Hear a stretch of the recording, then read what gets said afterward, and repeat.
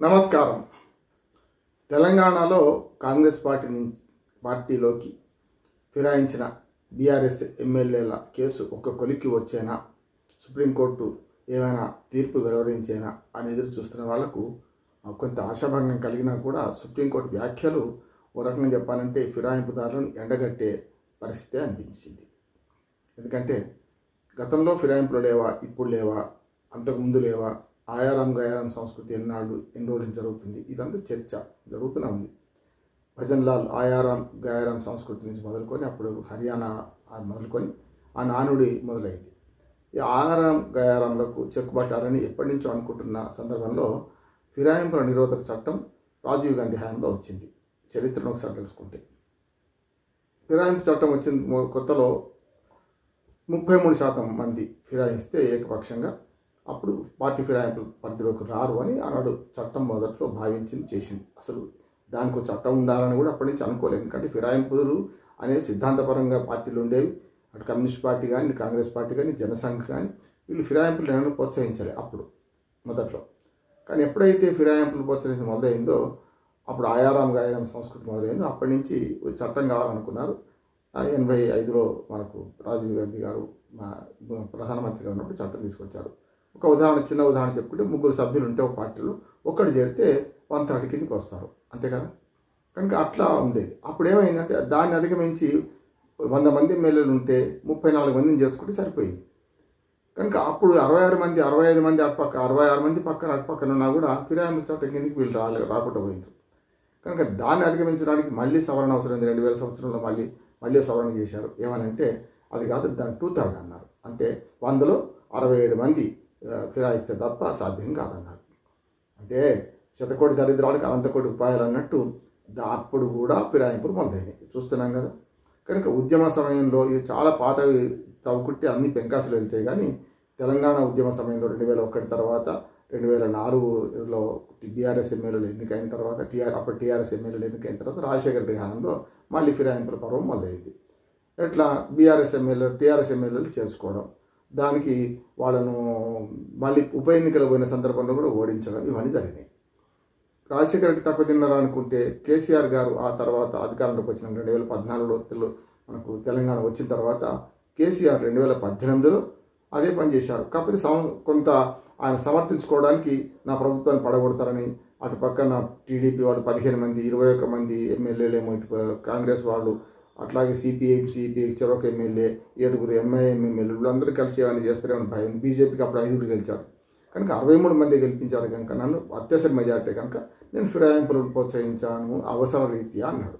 అది కూడా తప్పే, ఆపద్ధర్మం కూడా తప్పే. ఫిరాయింపుల చట్టం ప్రకారం అది తర్వాత శంకర్లో వస్తే తీర్థం చేసుకున్నారు. కానీ 10 మంది 4 5 చేర్చుకుంటూ మొత్తం మీద అప్పుడు టీడీపీ నుంచి 15 మందిలో ఎక్కువ మందిని చేసుకొని టీడీపీ పార్టీని ఆగం చేసారు. తర్వాత కాంగ్రెస్లో 21 మంది కలిస్తే వాళ్ళను 2/3 మెజార్టీ 13 మందిని చేసుకుని అప్పుడు అదే చేశారు. ఉన్న సిపిఐ ఎమ్మెల్యే ఒకరు అంటే ఉన్న ఒక మెతుకు గంజిలో పోయినట్టు సిపిఐ ఎమ్మెల్యేలను కూడా చేర్చుకున్నారు. దేవరకొండ ఎమ్మెల్యే రవీంద్ర నాయక్ గారిని ఇట్లా చూసుకుంటే వరుసగా అన్ని పార్టీలు తినేశారు. వైసీపీని మొత్తం మింగేశారు. అది జరిగింది. సరే ఆపద్ధర్మం అనుకున్నాం కొద్దిసేపటికి, అది తప్పే. అట్లాగే తలసాని శ్రీనివాస యాదవ్ను ఇతరత్ర వాళ్ళందరికీ మంత్రి పదవులు ఇవ్వడం, ఏది పార్టీ మాన్యవారికి తెలుగుదేశం నుంచి మాన్యవారికి కూడా మంత్రి పదవులు ఇవ్వడం చేశారు. ఇవాళ ఎవరైతే మళ్ళీ పార్టీ మారుతున్నారో అందులో చాలామంది గతంలో ఫిరాయింపుతారులే. ఆ తర్వాత 2018లో కూడా మళ్ళీ అధికారంలోకి వచ్చినప్పుడు ఏమైంది, మళ్ళీ 88 మంది ఎమ్మెల్యేలను ప్రజలు గెలిపించినా మళ్ళీ అదే అంటే ధోరణి మారలే. అంటే అదే కుక్కతోక వంకర అన్నట్టు మళ్ళీ ఫిరాయింపులు ప్రోత్సహించి 103కి పెంచుకున్నారు, 104కు పెంచుకున్నారు. ఫిరాయింపుదారులతో 88 ప్లస్ మళ్ళీ 23 మంది చేసుకున్నారు. చివరికి ఏమైందంటే అధికారం పోయింది, అహంకారాన్ని అవినీతి ఓడించారు. అప్పుడు మేమే సేరు అని కాల్ రెగ్యులేషన్ అయ్యి బీఆర్ఎస్ టీఆర్ఎస్ నాయకులు ఇప్పుడు పోలోమని అరుస్తున్నారు. మాకు అన్యాయం జరిగిందో అంటున్నారు. కరెక్టే, ఎందుకంటే నువ్వు నేర్పిన విద్య నిర్దాక్ష అన్నట్టు నువ్వు చేసింది మళ్ళీ ముందరికి వచ్చింది కదా. కనుక ఫిరాయింపుల విషయంలో నైతికత అనే విషయానికి వస్తే ఎవ్వరూ నైతికంగా ఉండలేరు. కాకపోతే బీజేపీ కొంతవరకు రాజీనామా చేసి రమ్మంటుంది. కానీ కొన్ని రాష్ట్రాల్లో మొత్తం పార్టీనే మార్చేసి, అంతకుముందు భజన్లాల్ అనేవాడు ఎప్పుడు కూడా ఏది నేను ఒక్కడిని గెలిచినా సరే మొత్తం ముఖ్యమంత్రి నేనే అని. అట్లా అస్సాంలో కానీ ఇతరత్ర రాష్ట్రాలు ఏం చేశారో మనకు తెలుసు. కనుక బీజేపీ ఇప్పుడు కొంతవరకు నైతికంగా రాజగోపాల్ రెడ్డి లాంటి వాళ్ళను రాజీనామా చేసి రమ్మని మళ్ళీ ఉప ఎన్నికలు పోయింది. కానీ మిగతా పార్టీలన్నీ సేమ్ ప్రాంతీయ పార్టీలు కానీ జాతీయ పార్టీలు అదే పని చేస్తున్నాయి. ఇప్పుడు నేనేమంటున్నానంటే దీని మీద అప్పుడేమో శంకర్లో వస్తే తీర్థం చేసుకున్నారు, ఏది బీఆర్ఎస్ వాళ్ళు టీఆర్ఎస్ వాళ్ళు. అప్పుడు మొత్తం 1/3 2/3 మెంబర్లు చేర్చుకొని పార్టీలను విలీనం చేసుకున్నారు. పార్టీ సిఎల్పీలను అట్లాగే టీడీఎల్పీని విలీనం చేసుకున్నారు. ఇప్పుడు అది ఏమైందంటే బౌన్స్ అయింది. ఆయన చేసే పని మనం ఏం చేద్దామని పుల్లిని చూసి నక్కవాదన పెట్టుకున్నట్టు రేవంత్ రెడ్డి గారు చేయబోతే అటో ఇటో మ్యాక్సిమం 10 మంది వచ్చారు.